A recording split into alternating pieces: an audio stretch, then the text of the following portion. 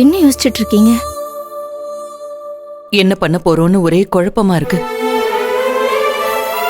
இன்னும் ஆனந்தி கல்யாணத்துக்கு சம்மதிக்கல. அவளை எப்படி சம்மதிக்க வைக்க போறேன்னு எனக்கு தெரியல.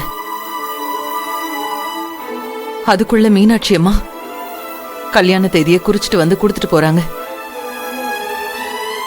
என்ன பண்ண போறேனே தெரியல. அந்த கடவுள் நம்மளை இப்படி ஒரு தர்ம சங்கடமான சூழ்நிலைக்கு தள்ளிட்டானே. அத்தை, நீங்க எதை பத்தியும் கவலைப்பட்டுட்டு இருக்காதீங்க. நிச்சயமா ஆனந்திக்கும் மீனாட்சி அம்மா பையனுக்கும் கல்யாணம் நடக்கும் அத்தை. அவங்க நம்ம குடும்பத்து மேல எவ்வளவு நம்பிக்கை வச்சிருந்தாங்கன்னா கல்யாண தேதி வரைக்கும் குறிச்சிட்டு நம்ம வீடு தேடி வந்து கொடுத்துட்டு போவாங்க. அப்படிப்பட்டவங்கள நம்ம இந்த கல்யாணம் நடக்காதுன்னு சொல்லி எப்படி ஏமாத்த முடியும்? அவங்க கிட்ட நம்ம வேற எந்த காரணமும் சொல்லி இந்த கல்யாணம் வேண்டாம் நம்ம சொல்ல முடியாது. அப்படி சொன்னா அவங்க நம்ம குடும்பத்தை பத்தி என்ன நினைப்பாங்க? ஏய், நீ சொல்றதெல்லாம் நியாயம்தான். ஆனா ஆனந்தி கல்யாணத்துக்கு சம்மதிக்காம அவளோட விருப்பத்தை மீறி நம்மளால எப்படி கல்யாணத்தை பண்ண முடியும்? எங்க நாம தாங்க சம்மதிக்க வைக்கணும். அவளுக்கு கல்யாணத்துல விருப்பம் இல்லைன்னு விட்டுறலான்னு நீங்களும் அவ கூட சேர்ந்து பேசிட்டு இருக்கிறதாலதான் அவளும் அதே முடிவுல இருக்கா.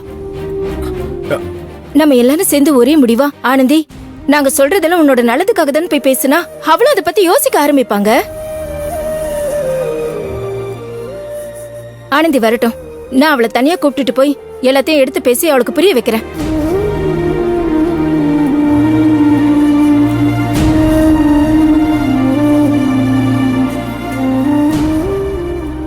என்ன கயல், நீ எதுவுமே பேசாம இருக்க? என்ன சொல்றதுன்னு எனக்கு ஒண்ணுமே புரியல. அண்ணி, இப்ப நம்ம என்ன பேசினாலும் ஆனந்தி கல்யாணத்துக்கு ஒத்துக்க மாட்டா.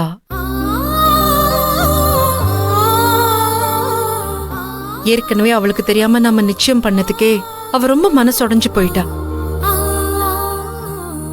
இப்ப இதுக்கு மேலயும் நம்ம கல்யாணம் அது இதுன்னு பேசி அவளை ஒரு மாதிரி அவளை டிப்ரெஷனுக்கு கொண்டு போய் தள்ளுறோமான்னு எனக்கு இப்பவே ரொம்ப யோசனையா இருக்கு.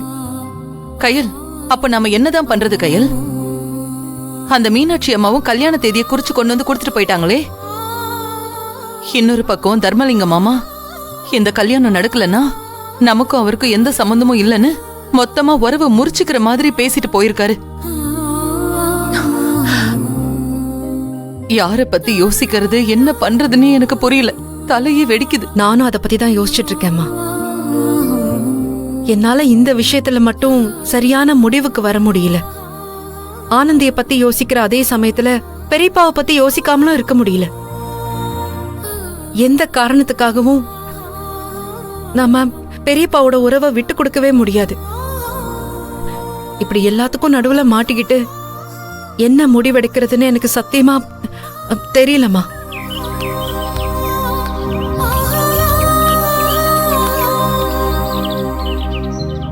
கயல், இதுல இவ்வளவு யோசிக்கிறதுக்கெல்லாம் எதுவுமே இல்லையே.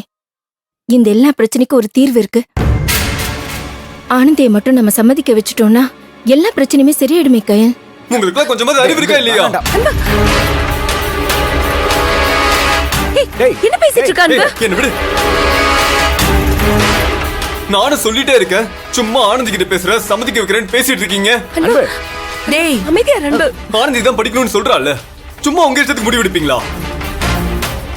ஏற்கனவே ஆனந்தியை ஏமாத்தி நிச்சயதார்த்தம் பண்ணிட்டீங்க. அதுக்கே அவ சாக போறேன்னு அவ்வளவு பேசினா, அதெல்லாம் மறந்துட்டீங்களா? நிச்சயதார்த்தத்தையே அவளால ஏத்துக்க முடியல, இப்ப கல்யாணம் சொல்லி அவளை சாகடிக்க போறீங்களா? டேய், ஏன்டா இப்படி வாய்க்கு வந்தபடி பேசிட்டு இருக்க?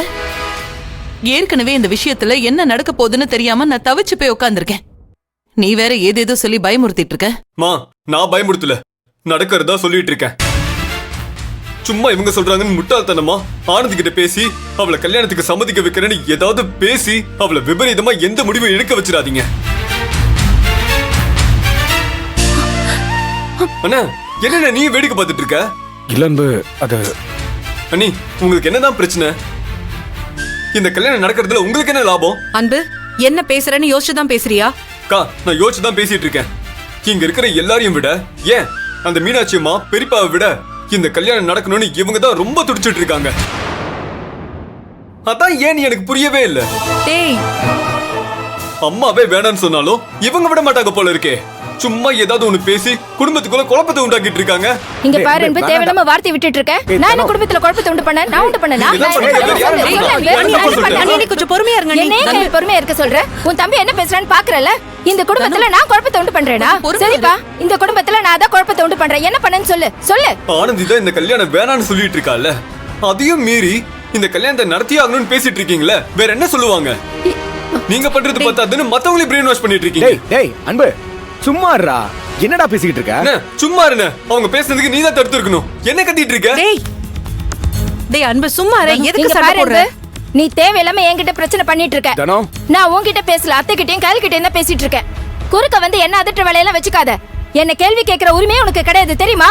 உங்களை கேள்வி கேட்கறதுக்கு எனக்கு உரிமை இல்லைன்னா, அதே மாதிரி என் தங்கச்சி கல்யாண விஷயத்துல தலையிடுறதுக்கு உங்களுக்கும் உரிமை இல்ல.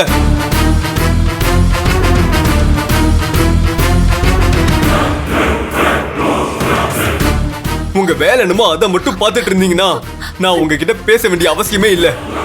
டேய், ஐயோ அன்பு, தயவு செஞ்சு நீ உள்ள வா. தேவையில்லாம அவங்க கிட்ட பிரச்சனை பண்ணிட்டு இருக்காத. சுமாரு இவ்வளவு நாளா என் அம்மாவும் பெரியப்பாவும் தான் இந்த பிரச்சனைக்கெல்லாம் காரணம் நினைச்சிட்டு இருந்தேன். இப்பதான் எல்லாத்துக்கும் காரணம் நீங்க தானே தெரியுது. எங்க அம்மாவை ஏத்தி விடுறதே நீங்க தான். டேய், அடங்க மாட்டியாடா நீ? உன்னை வாயை மூடிக்கிட்டு இருன்னு சொன்னா கேட்க மாட்டியா? நான் என்னமா தப்பா பேசிட்டேன்? இவங்க தான் உங்களை நல்லா ஏத்தி விட்டுட்டு இருக்காங்க. ஆனந்திக்கு இந்த கல்யாணத்துல விருப்பம் இல்லைன்னு தெரியுதுல்ல, அப்புறம் எதுக்காக இவங்க இந்த கல்யாணத்தை நடத்தியே தீரணும்னு உசுப்பேத்தி விட்டுட்டு இருக்காங்க? நான் உசுப்பேத்தி விடுறேனா? தனு. சரிப்பா, நீ சொல்ற மாதிரியே நான் தான் எல்லாரும் உசுப்பேத்தி விடுறேனே வெச்சுக்கோ. இந்த கல்யாணம் நடந்தே ஆகணும், நான் பிடிவாதமா இருக்கேனே வெச்சுக்கோ. ஆனா இந்த கல்யாணமே நடக்கவே கூடாதுன்னு நீ ஏன் இவ்வளவு பிடிவாதமா இருந்துட்டு இருக்க? தனு, ஆமா, அதுக்கு என்னப்பா காரணம்? ஆனந்தியே ஒருவேளை கல்யாணத்துக்கு ஒத்துக்கிட்டாலும் நீ ஒத்துக்க மாட்ட போல இருக்கே. அதுதான் ஏன் எனக்கு புரியவே இல்லையே. என்ன, ஒருவேளை ஆனந்தி கல்யாணத்துக்கு சம்மதிச்சிட்டானா கல்யாணத்துக்கான ஏற்பாடெல்லாம் பண்ணிடுவாங்க. அப்புறம் கூட பிறந்த அண்ணங்கிறதுக்காக கல்யாண செலவுக்கு பணம் கொடுக்கணும்னு பயமா இருக்கா உனக்கு? அக்கா என்ன பேசுறீங்க? நீ கவலைப்படாதப்பா. ஆனந்திக்கு கூட பிறந்த மூத்த அண்ணன் என் புருஷன் இருக்காரு. அவ கல்யாணத்துக்கு எவ்வளவு செலவானாலும் அது அவரே பாத்துக்க சொல்ற. நீ பயப்படாத. எது நான் பயப்படுறேனா? இங்க பாருங்க அண்ணி, தேவையில்லாம பேசிட்டு இருக்காதீங்க, அப்புறம் நல்லா இருக்காது சொல்லிட்டேன். அன்பு, அன்பு வேணாம் அன்பு, சும்மா ஏய், அன்பு. நீ விடு. அவங்க என்ன சொன்னாங்க பார்த்தல்ல? நான் கல்யாணத்துக்கு செலவு பண்ண பயப்படுறேன்னு சொல்லிட்டு இருக்காங்க. அது கேட்டு என்ன சும்மா இருக்க சொல்றியா? இல்ல அன்பு. உண்மையை சொன்னா உனக்கேப்பா இவ்ளோ கோவம் வருது? அக்கா, எதுக்கு பயப்படுற? ஏன் அண்ணி பேசி பேசி பிரச்சனை பெருசாக்கிட்டு இருக்கீங்க? யாரு நான் பெருசுபடுத்துறேனா? உன் தம்பி கேட்ட கேள்விக்கு நான் பதில் சொல்லிட்டேமா. இப்ப உன் தம்பி பதில் சொல்லு பாக்கலாம்.